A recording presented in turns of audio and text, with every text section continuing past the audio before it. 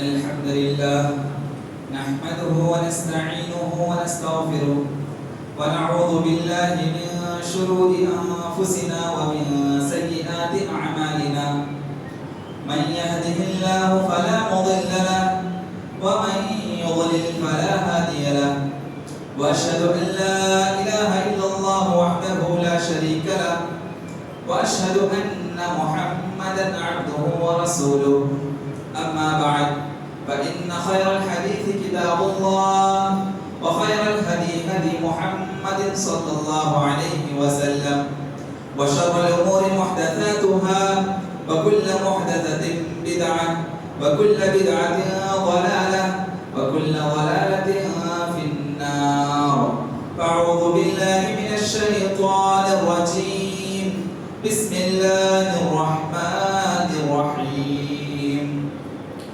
يا أيها الذين آمنوا اتقوا الله حق تقاته ولا تموتن إلا وأنتم مسلمون يا أيها الناس اتقوا ربكم الذي خلقكم من نفس واحدة وخلق منها زوجها وبث منهما رجالا كثيرا ونساء واتقوا الله الذي تساءلون به والأرحام إن الله كان عليكم رقيبا يا أيها الذين آمنوا اتقوا الله وقولوا قولا سديدا يصلح لكم أعمالكم ويغفر لكم ذنوبكم ومن يطع الله ورسوله فقد فاز فوزا عظيما وقال تعالى عز وجل في موضع آخر سبحان الذي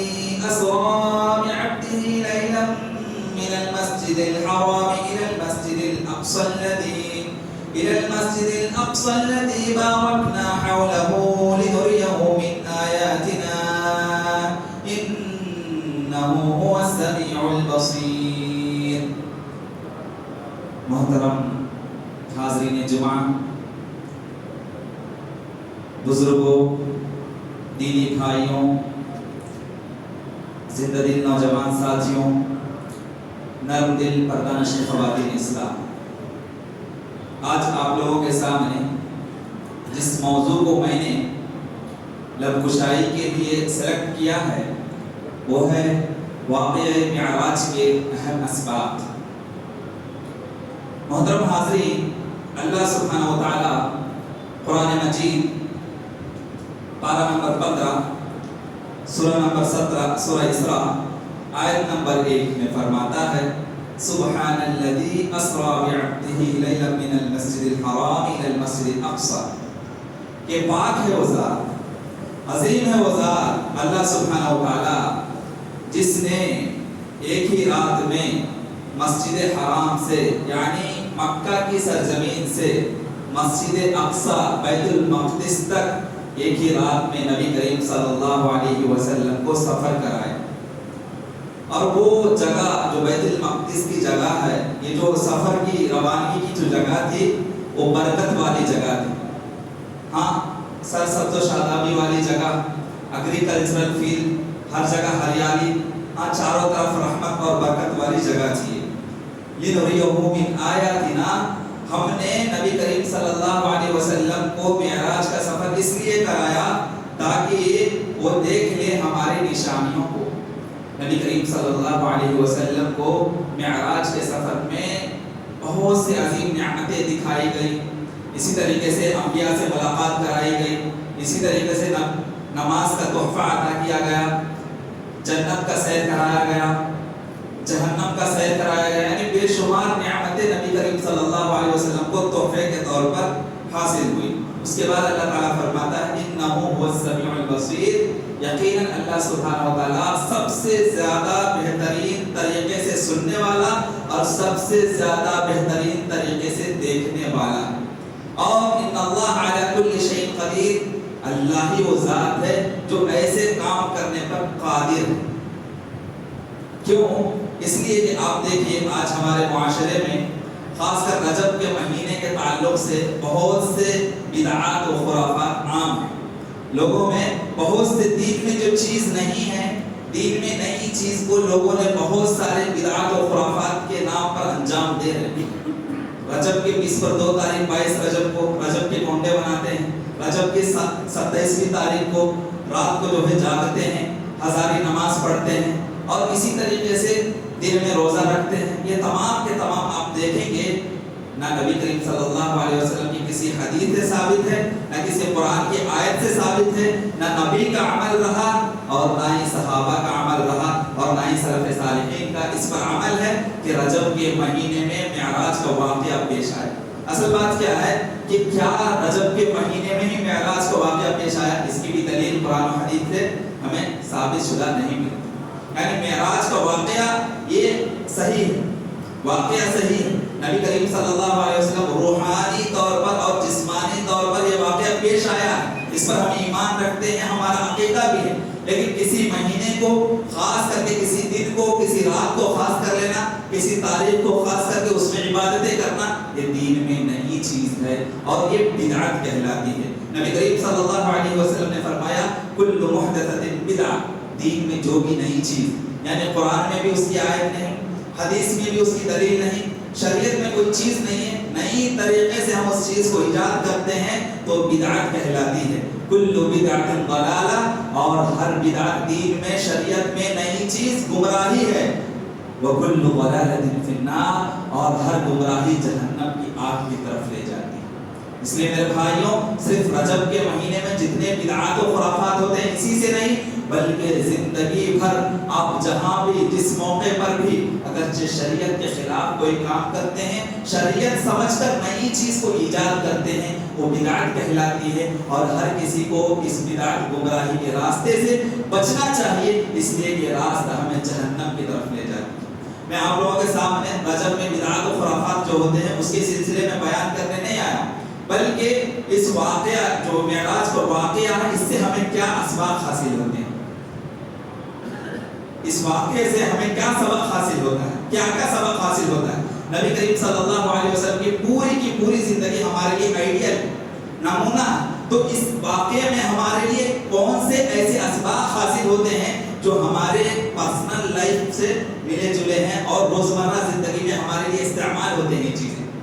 سب سے پہلی چیز جو سبق ہمیں معراج کے واقعے سے حاصل ہوتا ہے وہ یہ ہے کہ نبی کریم صلی اللہ علیہ وسلم کو اللہ سبحانہ و تعالیٰ نے مسجد حرام یعنی مکہ کے سرزمین سے مسجد اقصی بیت المقدس تک ایک رات میں سفر کرایا، اور سفر کرایا کس کے ذریعے؟ براق نامی جانور کے ذریعے۔ براق نامی جانور کے اوپر سوار ہو کے نبی کریم صلی اللہ علیہ وسلم نے سفر کیا۔ حالانکہ چاہیے تھا، اللہ اس بات پر بھی قادر ہے کہ کسی چیز کی وسیلے کی ضرورت نہیں تھی، کسی چیز کے الگ سے سورس کی ضرورت نہیں تھی، لیکن وہاں وسیلے کا استعمال کیا گیا۔ اس سے پتہ چلتا یہ ہے کہ ہر کام کے لیے اسباب اختیار کرنا، سورس اختیار کرنا ضروری ہے۔ سمجھے؟ علاج کرانا ہے، بیماری آ گئی، صرف اللہ پہ بھروسہ رکھ کے، توکل رکھ کے یہ سوچیں گے کہ یہ بیماری یوں ہی آئی ہے، اللہ نے دیا ہے اور ایسے ہی ٹھیک کر دے گا، نہیں، اللہ اسے شفا نہیں دے گا، اس کا علاج و معالجہ کرانا پڑے گا۔ ڈاکٹر کے پاس جا کے کنسلٹنٹ ہونا پڑے گا، ڈاکٹر کے پاس جا کے کنسلٹ کرائیں گے، ڈاکٹر جو ہے اس کا علاج کرے گا، تبھی بیماری دور ہوگی۔ اللہ پر بھروسہ کرتے ہوئے اگرچہ ڈاکٹر کا جو سورس ہے اس کو استعمال نہیں کریں گے، میڈیسن استعمال نہیں کریں گے، بیماری نہیں جائے گی۔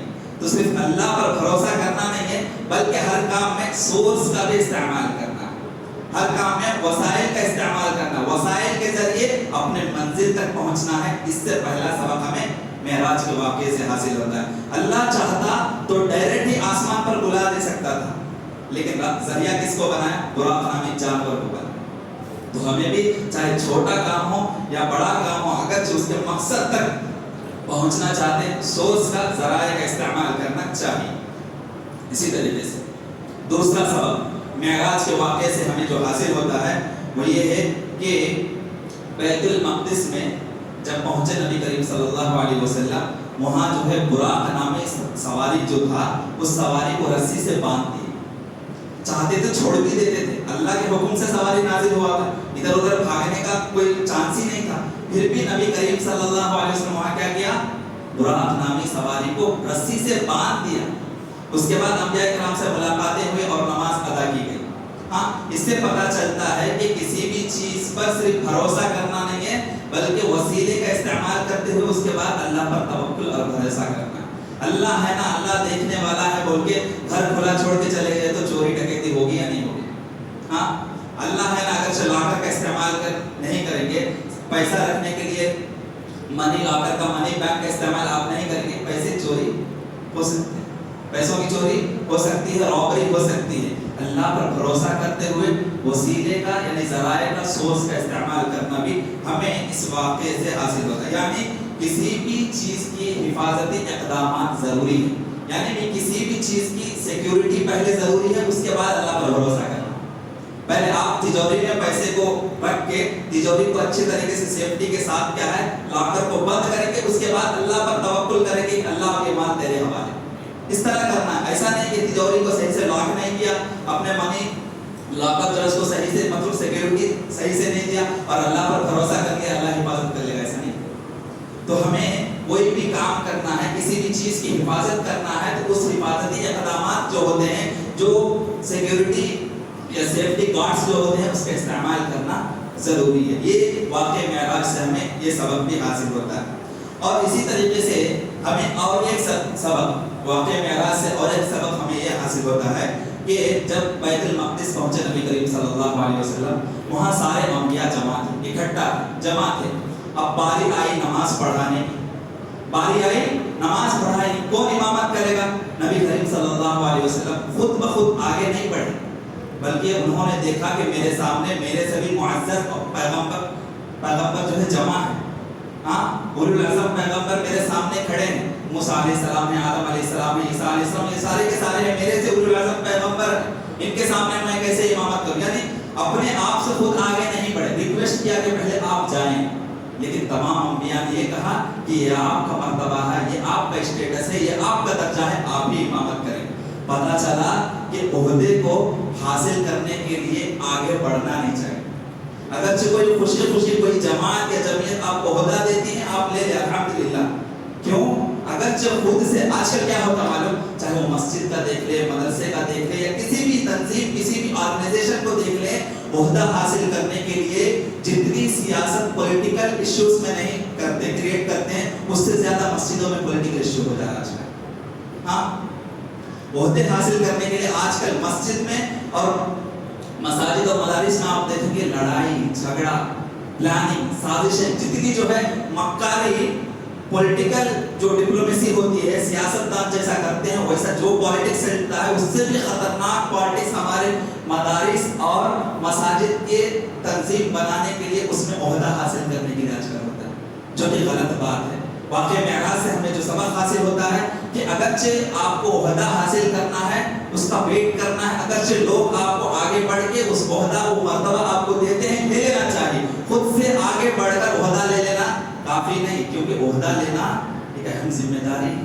کل قیامت میں اس کا سوال بھی ہوگا کہ جب تم مسجد کے متولی بنایا گیا ہو, مدرسے کے سیکریٹری بنایا گیا ہو, یا کسی بھی اسلامی تنظیم کے یا کوئی بھی جہاں بھی ذمہ داری آپ کی دی گئی ہے, آپ کو دی گئی ہے, اس کی ریسپانسبلٹی لینے کے بعد اس کو پورا بھی کرنا ہے. ذمہ داری لے لینا کافی نہیں, اس ذمہ داری کو نبھانا اور قیامت کی فکر کرتے ہوئے اس ذمہ داری کا جو سوال ہوگا اللہ کے سامنے, اس کی فکر کرتے ہوئے ذمہ داری عہدے کو نبھانا ہے. یہ اصل چیز ہے. واقعہ معراج سے ہمیں جو حاصل ہوتا ہے سبق یہ کہ عہدہ آگے بڑھ کر لینا نہیں ہے. کوئی دیتے ہیں, عزت و مرتبہ آپ کا بڑھے گا, اگرچہ پلاننگ کر کے, سازشیں کر کے, جماعت میں اختلافات پیدا کر کے, جماعت میں جو ہے گروپس بنا کر کے, اگرچہ کریٹ کر کے, اور پولیٹیکل ایشو مساجد و مدارس کی تنظیمیں بنانے کے وقت جو کرتے ہیں, ایسا پولیٹیکل ایشو اگرچہ ایسا کریٹ کرتے ہیں تو یہ گناہ ہے. صرف ذمہ داری لے لینا نہیں بلکہ نبھانا اصل چیز ہے.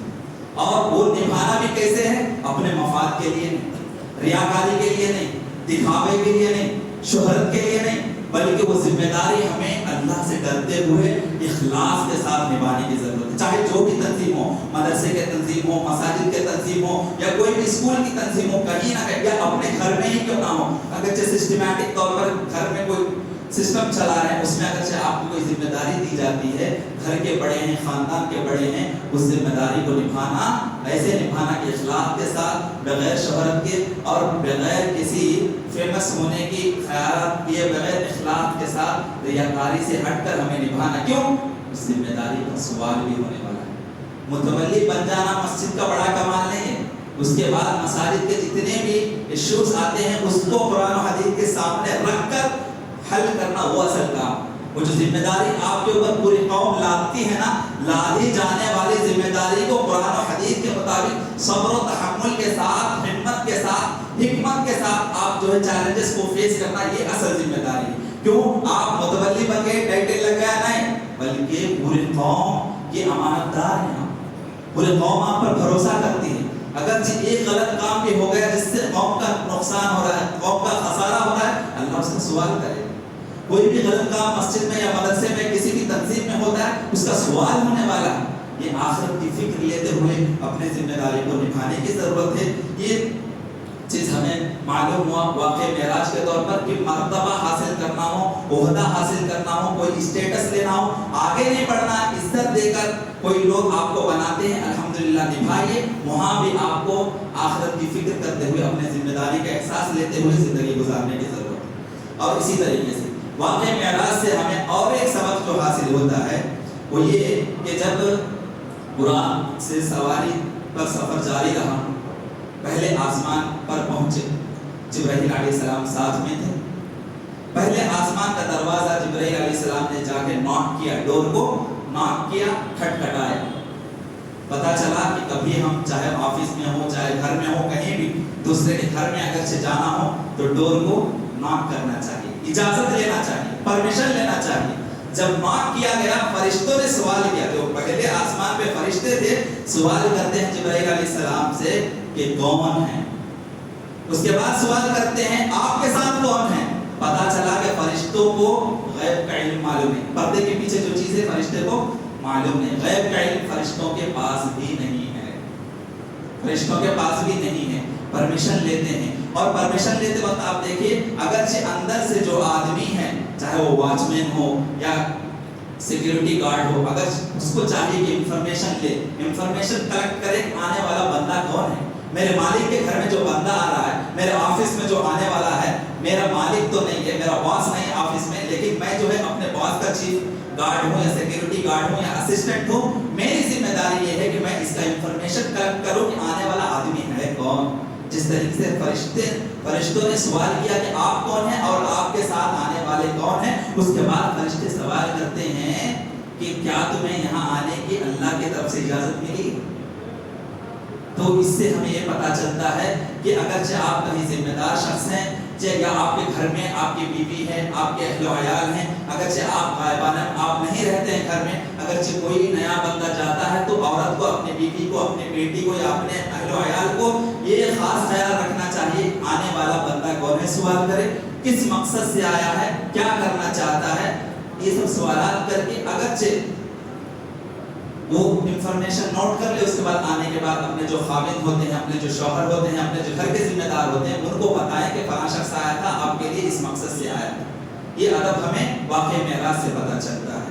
और इसी तरीके से हमें ये भी मालूम हुआ कि जिम्मेदार शख्स को ये भी होना चाहिए कि वो अपनी जिम्मेदारी को निभाने के लिए असिस्टेंट को कायम करे, एक आदमी को अपॉइंट करे कि मैं ना रहूँ तो मेरी जिम्मेदारी तुम संभालना, मैं ना रहूँ तो मेरी जिम्मेदारी तुम संभालना। ये वाक़ई मेराज से एक सबक हमें हासिल होता है। और इसी तरीके से नबी करीम सल्लल्लाहु अलैहि वसल्लम पहला आसमान का दरवाज़ा खुला, वहाँ गए। इसी तरीके से सातों आसमान के दरवाजे खुलते गए और हर आसमान पे एक दो उलुल अज़म पैगंबर से मुलाकात होती गई। मूसा अलैहिस्सलाम, ईसा अलैहिस्सलाम, आदम अलैहिस्सलाम, जितने भी उलुल अज़म पैगंबर हैं तमाम से मुलाकातें हुई और हर जगह गए, सलाम करते हुए गए और इन पर भी उन्होंने सलाम बरसाया, सलामती की दुआ दी। ये खुद सलाम किए पैगंबरों को और पैगंबरों ने नबी करीम सल्लल्लाहु अलैहि वसल्लम को खुशखबरी भी दी और सलाम भी किया। पता चला कि जब भी हम जिससे मुलाकात करते हैं उसका अदब एक है कि अस्सलाम क़ब्ल कलाम, बात करने से पहले सलाम करना ज़रूरी है। जब भी हम किसी से गुफ्तगू करते हैं, चाहे वो चैटिंग हो, चाहे वो कॉलिंग हो, चाहे वो मैसेजिंग हो या आम नॉर्मल कन्वर्सेशन हो, उसमें गुफ्तगू में क्या है, शुरू अदब कहाँ से करना है, गुफ्तगू में सलाम से करना। ये वाक़ई मेराज से हमें एक सबक हासिल होता है। उसके बाद नबी करीम सल्लल्लाहु अलैहि वसल्लम आदम अलैहिस्सलाम से मुलाकात करते हैं। जब आसमान का सैर करते हैं, सफ़र करते हैं, एक आसमान पे जाके नबी करीम सल्लल्लाहु अलैहि वसल्लम की मुलाकात आदम अलैहिस्सलाम से। آدم علیہ السلام کو نبی کریم صلی اللہ علیہ وسلم دیکھتے ہیں تو آدم علیہ السلام اپنے دائیں جانب دیکھ کر مسکرا رہے ہیں، اپنے رائٹ ہینڈ کی جانب دیکھ کر، اس کی طرف دیکھ کر مسکرا رہے ہیں، اور پھر آدم علیہ السلام اپنے بائیں کندھے کے جانب، لیفٹ شولڈر کے جانب اس طرح گھوم کے ادھر جو ہے افسوس، غم کھا رہے ہیں، افسوس کے ساتھ دیکھ رہے ہیں۔ جب دائیں جانب دیکھتے ہیں، لیفٹ شولڈر کی طرف دیکھتے ہیں جھانک کر، تو ادھر دیکھتے ہیں تو خوش ہوتے ہیں، مسکراتے ہیں آدم علیہ السلام، اور جب لیفٹ سائڈ دیکھتے ہیں تو غم کھاتے ہیں، درد کے ساتھ، مایوسی کے ساتھ ان کا چہرہ جو ہے بدل جاتا ہے۔ نبی کریم صلی اللہ علیہ وسلم جبرائیل علیہ السلام سے سوال کرتے ہیں، آدم علیہ السلام کا یہ ماجرا کیا ہے، کیوں ایسا کر رہے ہیں؟ جبرائیل علیہ السلام جواب دیتے ہیں کہ رائٹ ہینڈ شولڈر کی طرف انہوں نے جب دیکھا، جھانکا، تو اس لیے مسکرایا کہ ان کی ذریت، ان کی نسل میں سے ایسے لوگ ہیں جو جنت کی طرف جا رہے ہیں، جو جنت میں جانے والے، نیک اعمال کر کے، صالح اعمال کر کے جنت میں جانے والے، ان کی ذریت ہے، ان کی نسل ہے، اس لیے خوشی سے وہ جو ہے مسکراتے ہیں۔ پھر فرماتے جبرائیل علیہ السلام، آدم علیہ السلام جب لیفٹ شولڈر کی طرف دیکھتے ہیں، لیفٹ جانب دیکھتے ہیں، بائیں جانب، تو اس لیے غم کھا رہے ہیں، اس لیے جو ہے مایوسی چھائی ہوئی ان کے چہرے پر کہ ان کی ذریت میں سے بعض، بلکہ اکثر لوگ جو ہے جہنم کی طرف جا رہے ہیں۔ یعنی اپنی نسل کی فکر کر، اپنے نسل کی ایمان کی حفاظت کی فکر کرنا، اپنے نسل کی ایمان کی حفاظت کی فکر کرنا۔ ہمیشہ اپنے والدین کو یا گھر کے جو بڑے سرپرست ہوتے ہیں، گارجین ہوتے ہیں یا پیرنٹس ہوتے ہیں، ان کو اپنی نسل کی ایمان کی حفاظت کی فکر کرنی چاہیے۔ یہ واقعی معراج سے ہمیں حاصل ہوتا ہے۔ سب کیا کرنا ہے؟ اپنے گھر کے جو بچے ہوتے ہیں، جو نونہال بچے ہوتے ہیں، ہماری جو نسل آنے والی پیڑھی ہوتی ہے، ان کی ایمان کی حفاظت کی فکر ہمیں ہمیشہ کرتے رہنا چاہیے۔ یعنی ہمیشہ ہمیں اس بات کا خیال کرنا چاہیے کہ میرے بچے اچھے کام کر رہے ہیں یا برے کام کر رہے ہیں، میرا بیٹا اچھا کام کر رہا ہے یا برا کام کر رہا ہے، میری بیٹی اچھی کام کر رہی ہے یا بری کام کر رہی ہے، میرا بیٹا جنت کے راستے پر جا رہا ہے یا جہنم کے راستے پر جا رہا ہے، میری بیٹی قرآن و حدیث کے مطابق زندگی گزار رہی ہے یا میری بیٹی قرآن و حدیث کے اپوزٹ زندگی گزار رہی ہے۔ ہمیشہ اپنے نسل پر واچ کرنی چاہیے۔ جس طریقے سے سیکیورٹی گارڈ، سیکیورٹی یعنی کسی بھی چیز کی حفاظت کے لیے واچ کرتے ہیں، چاروں طرف کیمرہ لگے ہوئے ہوتے ہیں اور اس چیز کی حفاظت کے لیے بہت سارے اقدامات کیے جاتے ہیں، ہمیں بھی اپنے نسل کی ایمان کی حفاظت کے لیے ہمیشہ فکر مند ہونا چاہیے، ہمیشہ فکر مند رہنا۔ میرا بیٹا کہاں جاتا ہے، کس سے ملاقات کرتا ہے، اس کے فرینڈ شپ کی سرکل کیسی ہے، اچھے لوگوں سے تعلقات ہیں یا برے لوگوں سے تعلقات ہیں، اس کے فرینڈشپ سرکل میں دیندار لوگ ہیں یا جو ہے غیر دیندار دنیا پرست لوگ ہیں، اس سب کا جائزہ لینا چاہیے۔ صرف ہم اسکول میں جوائن کرا دیے، اس کالج میں جوائن کرا دیے یا یونیورسٹی میں جوائن کرا دیے اور ان کی منمانی زندگی کو گزار رہے ہیں اور آپ جو ہے بے حس کی زندگی گزارتے ہیں، آپ کو احساس بھی نہیں کہ آپ کی نسل کس طرف جا رہی ہے، کس ڈگر پہ جا رہی ہے، آپ کی نسل جہنم کے راستے پر جا رہی ہے یا جنت کے راستے پر چل رہی ہے، اس کا کوئی احساس نہیں، بے حس کی زندگی گزارتے ہیں۔ یہ تو جانور سے بدتر زندگی ہے، جانور کو کم سے کم احساس ہے اللہ کا ڈر اور خوف ہوتا ہے، انسانوں کو اللہ کا ڈر اور خوف ہے ہی نہیں۔ یعنی ہماری جو ذمہ داری ہے کہ یا ایھا الذین آمنوا قوا انفسکم واہلیکم نارا، اے ایمان والو تم پہلے اپنے آپ کو جہنم کی آگ سے بچاؤ، اس کے بعد اپنے فیملی ممبرس کو بھی جہنم کی آگ سے بچانے کی فکر کرو۔ یہ ہماری رسپانسبلٹی ہے، خود دیندار بننا ہے اور اس کے ساتھ ساتھ اپنے فیملی ممبرس کو، اپنی بیوی کو، اپنے بیٹے کو، اپنی بیٹی کو، جو بھی ہمارے انڈر نیچے رہتے ہیں گھر میں، تمام کے تمام کو دیندار بنانا یہ ہماری رسپانسبلٹی ہے۔ اگرچہ میرا بیٹا غلط کام کرتا ہے، قرآن حدیث کے خلاف کام کر رہا ہے اور ہم اسے روکتے نہیں ہیں، ٹوکتے نہیں ہیں، کچھ بولتے نہیں ہیں، یعنی ہم بے حس ہے، ہمارا ضمیر مر چکا ہے، مردہ ہو چکا ہے، دل میں کوئی احساس نام کی چیز نہیں ہے، ذمہ داری کا احساس ہمیں نہیں، ذمہ داری کا سوال ہونے والا ہے کل قیامت میں کہ تم نے اپنے اولاد کی ایمان کی حفاظت کی یا نہیں، نسل کی ایمان کی حفاظت کی یا نہیں، نسل کی عقیدے کی حفاظت کی ہے۔ میرے بھائیوں، یہ جو دور ہے نا، فتنوں کا دور، ہمارے بچے جب کالج میں ہم جوائن کرتے ہیں یا اپنے بیٹے یا بیٹیوں کو جب کالج میں جوائن کرتے ہیں نا، بہت کیئرفل اور محتاط رہنے کی ضرورت ہے۔ ارتداد کا فتنہ زور پر، ہم تو کالج میں جوائن کر دیتے ہیں، یونیورسٹی میں ایڈمیشن دلا دیتے ہیں، لیکن ان کی جو روزمرہ کی زندگی ہوتی ہے، روزانہ وہ کیا کرتے ہیں، اس پر بھی واچ رکھنے کی ضرورت ہے۔ آج کل جو ارتداد کا فتنہ، یعنی مسلم رہتے ہوئے ان کی زندگی مسلمانی زندگی ہے، ان کی فرینڈشپ سرکل جیسے ہیں ان کی زندگی بھی ویسی ہے. ایک کو کافر کی زندگی جیسی ہے، اس کا فرینڈشپ سرکل کافر کا ہے، اس کی زندگی جیسی ہے، اس کا روز کا اٹھنا بیٹھنا جیسا ہے. آپ کا بیٹا نام کا مسلمان رہتے ہوئے نام نہاد مسلمان زندگی گزار.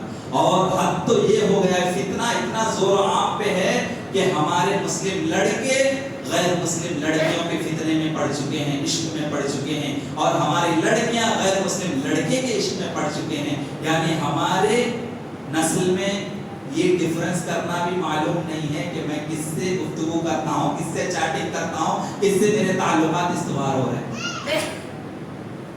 یہ ذمہ داری کا احساس کسی ہونا چاہیے، والدین، سرپرست کو، پیرنٹس کو، گارجین کو اس کا سوال ہونے والا ہے. جس طریقے سے آدم علیہ السلام جب نبی کریم صلی اللہ علیہ وسلم سے ملاقات ہوئی معراج کے واقعے میں، اپنے نسل کی ایمان کی حفاظت کی فکر کر رہے ہیں، اور اپنے نسل اگرچہ جنت میں جا رہے ہیں تو خوش ہو رہے ہیں، اور اپنے نسل اگرچہ جہنم میں جا رہے ہیں تو مایوسی کا شکار ہو رہے ہیں. ہمیں بھی اگرچہ میرا بیٹا نماز پڑھتا ہے خوش ہونا چاہیے، میرا بیٹا نیکی کا کام کرتا ہے خوش ہونا چاہیے، میری بیٹی نیکی کا کام کرتی ہے خوش ہونا چاہیے، میری بیٹی نماز پڑھتی ہے خوش ہونا چاہیے، میری بیٹی صالحہ ہے خوش ہونا چاہیے. اگرچہ میرا بیٹا نافرمان ہے مایوس ہونا چاہیے، میرا بیٹا قرآن حدیث کے خلاف کام کر رہا ہے، ہمیں بھی مایوس ہونا چاہیے، غم کھانا چاہیے، کم سے کم ٹوکنا چاہیے. اتنا تو ہے کہ بار بار اس کو جو ہے جہنم کا یاد دلاتے رہیں، جہنم کا ڈر دلاتے رہیں، قبر کے عذاب کی فکر دلاتے رہیں، اس کو بار بار تاکید کرتے رہیں. میرے بیٹے یہ دنیا تو ختم ہونے والی ہے، میں بھی مر جاؤں گا تم بھی مر جاؤ گے، لیکن اس کے بعد آخرت کی جو زندگی ہے وہ اصل زندگی ہے.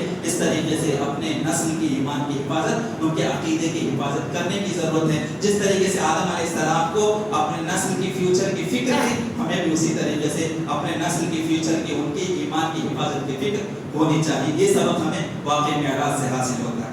اور اسی طریقے سے نبی کریم صلی اللہ علیہ وسلم کو واقعہ معراج میں جنت کا سیر کرایا گیا، جہنم کا بھی سیر کرایا گیا.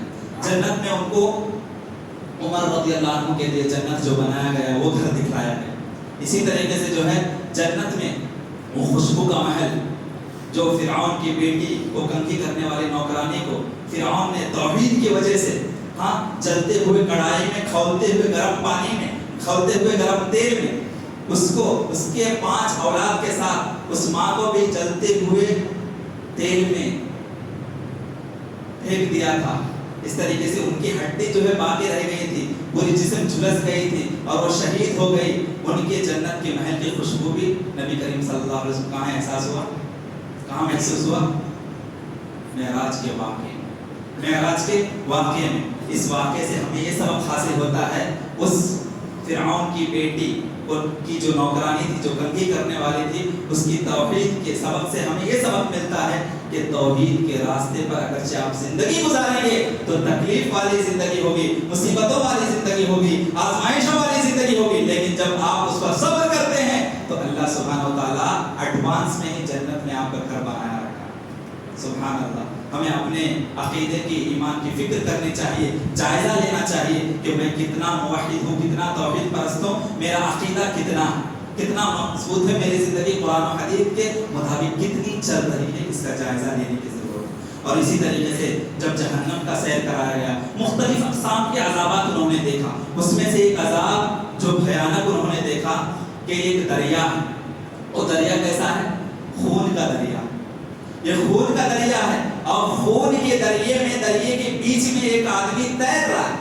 ایک آدمی خون کے دریا کے درمیان تیر رہا ہے اور کوشش کر رہا ہے کہ کنارے کی طرف آؤں اور میں دریا سے پار ہو جاؤں، میں دریا سے پار ہو جاؤں. لیکن جیسے ہی وہ دریا کے کنارے، خون کے دریا کے کنارے وہ آتا ہے، اوپر چڑھنے کے لیے فرشتے پتھر لے کر اس کے سر پر مارتے ہیں، سر ریزہ ریزہ ہو جاتا ہے، پھر سے جا کے دریا کے درمیان میں چلے جاتا ہے. نبی کریم صلی اللہ علیہ وسلم نے جبرائیل علیہ السلام سے سوال کیا، یہ کون وہ شخص ہے جس کو اتنا ظلم کیا جا رہا ہے، اتنی گھناؤنے مطلب عذاب میں ملوث ہے؟ تو جبرائیل علیہ السلام نے جواب دیا، دنیا میں ایک امت کا سود خور تھا. دنیا میں یہ امت کا سود خور تھا. سود خوری میں کیا ہوتی ہے؟ غریبی کی جو محنت ہوتی ہے اس کا خون چوسا جاتا ہے. غریبی کی محنت کو اور غریبی کے جو خون چوس لیا جاتا ہے، ایسا ہی ہوتا ہے نا. غریب محنت کرتے رہتے ہیں لیکن سود بھرنے کی وجہ سے جو سود خور ہے سود کھاتا رہتا ہے وہ تو مزے میں رہتا ہے، لیکن غریب کی زندگی سود لینے کی وجہ سے یا دینے کی وجہ سے جہنم بن جاتی ہے۔ جس طریقے سے دنیا میں غریبی اور غربت کا خون چوس کر کھاتا ہے، یہ اس کو کیا عذاب دیا جا رہا ہے؟ خون کا دریا ہے، اور اس میں جو ہے ہمیشہ وہ تیر رہا ہے، آنے کی کوشش کر رہا ہے، پھر پتھر لے کر ان کو فرشتے مارتے ہیں، پھر جا کے بیچ دریا میں چلے جاتا ہے، خون کا دریا۔ میرے بھائی جو بھی سود خوری میں ملوث ہیں توبہ کر لیجیے، موت سے پہلے سود خوری سے توبہ کر لیجیے۔ سود خوری کا مطلب یہ نہیں کہ آپ صرف سود لے رہے ہیں، انٹرسٹ لے رہے ہیں، نہیں، کبھی انٹرسٹ دیتے بھی ہیں آپ، کبھی انٹرسٹ دیتے بھی ہیں، یا کبھی آپ نہیں دیتے تو کسی کے ذریعے سورس بنتے ہیں آپ، چلو فلاں آدمی ہے، بڑا آدمی ہے، آپ کا تعلقات ہے، آپ کے سورس ہیں، آپ جا کے فلاں غریب بندے کو جا کے وہاں سے انٹرسٹ دلواتے ہیں، یہ بھی سود ہے۔ سود کھانا، سود دلانا، سود لینا، سود دینا، سود دلوانا، سود کے جو ہے مطلب بانڈ پیپرز جو بنتے ہیں اس میں گواہ بننا، اس میں ٹرسٹی بننا، اس میں ایگریمنٹ میں سائن کرنا، یہ تمام کے تمام سود میں ملوث کا کام ہے، سود میں ملوث ہیں۔ اور ہر کوئی آج کا الا ماشاءاللہ کوئی ایسا بزنس ہے جس میں انٹرسٹ کا پیسہ نہیں لگ رہا ہے۔ میرے بھائیوں بزنس کریں، حلال بزنس کی فکر کریں، اس میں تنگی ہوگی آپ کو، حلال بزنس میں آپ کو پروفٹ نظر نہیں آئے گا، لیکن آپ ایسے عذابات سے کم بچ جائیں۔ کبیرہ گناہ ہے، بغیر توبہ کے آپ معافی نہیں ملنے والی۔ اگرچہ کوئی ملوث ہیں سود میں، نماز کے بعد فوراً دعا کیجئے، توبہ کیجئے، اور ہمیشہ کے لیے سود خوری سے باز آ جائیں گے۔ اس عذاب سے بچنے کے لیے ضرور یہ سبق ہمیں واقعہ معراج سے حاصل ہوتا ہے۔ اور اسی طریقے سے اور ایک سبق جو ہمیں حاصل ہوتا ہے، نبی کریم صلی اللہ علیہ وسلم جب واپس لوٹے، اللہ سبحانہ وتعالیٰ سے گفتگو ہوئی، جب واپس لوٹے اللہ سبحانہ وتعالیٰ نے ان کو ایک تحفہ دیا تھا۔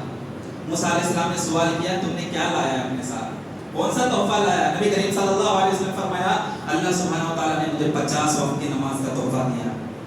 موسیٰ علیہ السلام ہنس پڑے اور غم کے ساتھ مایوس ہو کر کہا یہ میری امت کے لیے اللہ سبحانہ وتعالیٰ نے 2 وقت کی نماز فرض کی تھی، میری امت 2 وقت کی نماز ادا کرنا ان پر بھاری پڑ گیا، تمہاری امت 50 وقت کی نماز ہرگز نہیں، جاؤ واپس جاؤ اور کم کروا کے لاؤ۔ نبی کریم صلی اللہ علیہ وسلم پھر اللہ کے پاس جاتے ہیں، ریکویسٹ کرتے ہیں کہ میری امت اتنا سنبھال نہیں سکے گی، بوجھ ہو جائے گا، کچھ کم کر دیجیے۔ اس طریقے سے پھر آتے ہیں کتنا 45، پھر جاتے ہیں، پھر واپس بھیجتے ہیں موسیٰ علیہ السلام، پھر آتے ہیں کتنا 40، اس طریقے سے 35 30 25 20 15 10 5، جب 5 وقت کی نماز بچ جاتا ہے آخری مرتبہ لوٹتے ہیں، موسیٰ علیہ السلام کہتے ہیں پھر جاؤ پھر کم کرا کے لاؤ۔ نبی صلی اللہ علیہ وسلم فرماتے ہیں مجھے شرم ہوتی ہے بار بار اللہ کے سامنے جانے، لیکن خوشخبری سناتے ہیں کہ اللہ نے فرمایا ہے کہ تمہاری امت 5 وقت کی نماز ادا کرے گی لیکن ثواب میں 50 وقت کی نماز۔ سبحان اللہ، ہماری اتنی لمبی عمر نہیں، ہمارے وقت میں بھی برکت نہیں، اگرچہ آپ سوچ لیجئے 50 وقت کی نماز اگرچہ ہم پر فرض کر دی گئی، اتنا وقت ہے کہ ہمارے پاس یہ 5 وقت کی نماز میں ہم پر بھاری پڑ چکا ہے۔ مشکل سے 2-3 وقت کا نماز پڑھتے ہیں یا پڑھتے ہی نہیں، یا مشکل سے جمعہ کی نماز کے لیے آتے۔ میرے بھائیوں اپنا جائزہ لیں، معراج کا تحفہ ہے یہ نماز، معراج کا تحفہ ہے یہ نماز، اور نماز دے کر چھوڑے گا نہیں اللہ سبحانہ وتعالیٰ، یہ تحفہ دیا ہے، اس ذمہ داری کو سنبھالنا ہے، اس کے مطابق زندگی گزارنا ہے۔ کیوں؟ ان الصلاۃ تنہی عن الفحشاء والمنکر والبغی، جتنے بھی برائی کے کام ہیں تمام کے تمام برائی کے کام سے محفوظ ہونا چاہتے ہیں، اپنے آپ کو بچانا چاہتے ہیں، برائی کے کام سے گناہ کے کام سے دور رکھنا چاہتے ہیں، نماز کا قیام ضروری ہے، اور وہ نماز کا قیام بھی کیسا؟ 5 وقتہ با جماعت تکبیر تحریمہ کے ساتھ آپ پڑھیں گے تبھی کچھ فائدہ ہونے والا ہے۔ نبی کریم صلی اللہ علیہ وسلم شرم محسوس ہوا کہ کیسے میں اور کم کراؤں، لیکن ہم بے شرم، ہمارا ضمیر مچ چکا ہے، بے حس ہو چکے ہیں، ہمیں کوئی احساس بھی نہیں ہوتا۔ 5 وقت کی نماز جس کے بدلے اللہ سبحانہ وتعالیٰ 50 وقت کی نیکی دے رہا ہے، لیکن ہم غفلت کی زندگی گزار۔ تب قیامت میں پہلا سوال تو عبادت کے سلسلے میں نماز کا ہوگا، تب اللہ کے سامنے کیا چہرہ دکھائیں گے؟ کیا ہم یہی کہیں گے کہ میں وہی امت محمدیہ ہوں جس کے لیے تم نے تحفہ دیا تھا 5 وقت کے برابر 50 وقت کا ثواب، اور میں نے ثواب حاصل نہیں کیا؟ اس طریقے کا چہرہ دکھائیں گے اللہ کے سامنے؟ میرے بھائیوں سدھر جاؤ، نماز کی پابندی کرو۔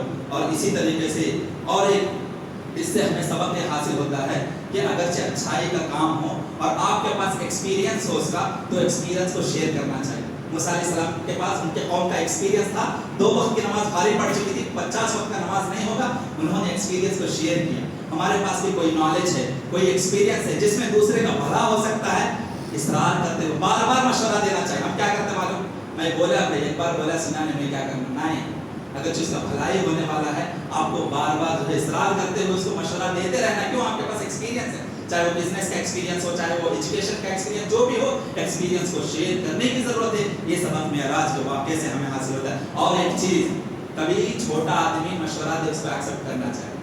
دیکھیں نبی کریم صلی اللہ علیہ وسلم کا مرتبہ موسیٰ علیہ السلام سے کہیں زیادہ ہے. نبوت اور رسالت کے اعتبار سے، اسٹیٹس کے اعتبار سے آپ دیکھیں گے نبی کریم صلی اللہ علیہ وسلم کا اسٹیٹس تھوڑا اوپر ہے، لیکن موسیٰ علیہ السلام ان سے کمتر ہے اسٹیٹس میں. کیوں؟ نبی کریم صلی اللہ علیہ وسلم نے فرمایا کہ اگرچہ موسیٰ بھی میری امتی میں ہوتے، تو موسیٰ بھی اگرچہ زندہ ہوتے تو میری امتی بن کر زندگی گزارتے. یعنی اسٹیٹس نبی سے کم ہے موسیٰ علیہ السلام کا، لیکن چھوٹے ہیں نا اسٹیٹس میں، لیکن مشورہ دے رہے ہیں، بار بار دے رہے ہیں، اور نبی صلی اللہ علیہ وسلم ایکسپٹ کر رہے ہیں. پتہ چلا کہ اگرچہ ہم سرپرست ہیں، اگرچہ گارجین ہیں، اگرچہ ہم گھر کے بڑے ہیں، لیکن بعض دفعہ ہمارے بچے کوئی مشورہ دیتے ہیں، سجیشن کرتے ہیں، ہمیں اس سجیشن کو ایکسپٹ کرنا چاہیے. کہ میرا بچہ نا اس کے باتیں سننا کیا میں ایسا نہیں، بلکہ چھوٹا بچہ ہو، لیکن آج کل کے دیکھ لیں گے آج کل کے حساب سے ہمارے بچے ہی انٹلیکچوئل پرسنس ہوتے ہیں، ہم سے ایکسپیرینس ہوتے ہیں باہر کے ماحول دنیاوی معاملات میں. اگرچہ کوئی اچھا مشورہ بھلائی کا مشورہ دیتے ہیں، بار بار دیتے ہیں، آپ کو ایکسپٹ کرنے کی ضرورت ہے. اور اسی طریقے سے آخری میں سے واقعہ معراج سے ہمیں یہ حاصل ہوتا ہے جب نبی کریم صلی اللہ علیہ وسلم صبح واپس آ گئے مکہ کو، بیت المقدس، اور معراج کا اسراء کا جو واقعہ ہوا پورا جب واپس لوٹے تو نبی کریم صلی اللہ علیہ وسلم سارا ماجرا سنایا. یہاں موقع مل گیا ابو جہل کو محمد صلی اللہ علیہ وسلم کا جو مرتبہ ہے اس کو ڈیگریڈ کرنے کا، ان کی عزت کو اچھالنے کا موقع مل گیا. فوراً دوڑے ابو بکر صدیق کے پاس، اے ابو بکر تم ہی بتاؤ، صرف بیت المقدس جانے کے لیے مکہ سے 40 دن کا سفر ہے اور واپسی ہونے کے لیے 40 دن کا سفر ہے، مکمل 80 دن چاہیے. کوئی بندہ یہ کہتا ہے کہ میں گیا رات میں سفر کر کے واپس بھی لوٹ گیا صبح میں، کیا یہ ممکن ہے؟ ابو بکر صدیق نے کہا ایسا تو نہیں ہو سکتا، ناممکن ہے. تو پھر تمہارا جو دوست ہے محمد کا یہی دعویٰ ہے کہ وہ رات کو گیا صبح میں آ گیا. کہا محمد نے کہا ہے تو دعویٰ صحیح. ابو بکر صدیق رضی اللہ عنہ نے ایکسپٹ کر لیا. یعنی جب نبوت اور رسالت اور ایمان کی بات آتی ہے، ایمان باللہ کی بات آتی ہے، ایمان بالرسول کی بات آتی ہے، وہاں اطاعت ضروری ہے، وہاں عقل دوڑانے کی ضرورت ہے. قرآن کی کوئی آیت کا تفہیم، اس کی مفہوم، آپ تشریح آپ کو سمجھ میں نہیں آتی، قرآن جو کہہ رہا ہے صحیح ہے. حدیث کی کوئی بات آپ کے عقل کو سمجھ میں نہیں آتی، ضروری عقل دوڑانے کی ضرورت ہے، ایکسپٹ کرنا ہے. نبی کی بات جہاں آ جائے، رسول کی بات جہاں آ جائے، اللہ کی بات جہاں آ جائے، آپ کو عقل کو دوڑانے کی ضرورت نہیں ہے، عمل کرنا ہے، ایکسپٹ کرنا، جیسا ہے ویسا ماننا ہے. یہ واقعہ معراج سے سبق ہمیں حاصل ہوتے ہیں. یہ تمام چند اسباب تھے اور بہت سارے اسباب ہیں، لیکن جو اہم تھے آپ لوگوں کے سامنے میں نے ذکر کر دیا ہوں. اس کا اللہ سبحانہ وتعالیٰ سے دعا گو ہوں کہ اللہ سبحانہ وتعالیٰ یہ تمام کے تمام معاملات ہماری زندگی سے کنیکٹ ہوتے ہیں، اس لیے تمام کے تمام اسباب کو ہماری زندگی میں لاگو کرنے کی اور اس سے فائدہ اٹھانے کی توفیق دے، اور ہماری ساری کی ساری زندگی نبی کریم صلی اللہ علیہ وسلم کو نمونہ اور آئیڈیل بناتے ہوئے زندگی گزارنے کی توفیق دے. اور جہاں بھی ظلم ہو رہا ہے، خاص کر فلسطین میں، بچوں کی حفاظت کرے، وہاں کے عورتوں کی حفاظت کرے، وہاں کے عورتوں کی عزت کی حفاظت کرے. اللہ سبحانہ وتعالیٰ وہاں کے نوجوانوں کی نسل کی حفاظت کرے. وہاں جو پریگننٹ عورتیں ہیں جن کو جو ہے ناحق مارا جا رہا ہے، ظلم دیا جا رہا ہے، اللہ تعالیٰ ان کی حفاظت کرے. فلسطین ہی میں نہیں، جہاں بھی مسلمانوں پہ ظلم ہو رہا ہے، اللہ تعالیٰ ان ظالموں کو تو سخت پکڑ، سخت انجام برپا کر دے ان پہ، اور اسی طریقے سے ان پر عذاب نازل کر، اور جو بھی مظلومین ہیں ان کو صبر دے. یا تو ان ظالموں کو تو نیست و نابود کر دے، یا تو ان کو ایمان کی دولت سے ہدایت نواز دے. اور اخیر میں اللہ تعالیٰ سے دعا ہوں کہ اللہ تعالیٰ ہم سب کو ایمان پر عمل کرتے ہوئے، قرآن و حدیث کے مطابق زندگی گزارتے ہوئے دوسروں تک قرآن و حدیث کے پیغام کو پہنچانے کی توفیق عطا فرمائے. وآخر دعوانا الحمدللہ.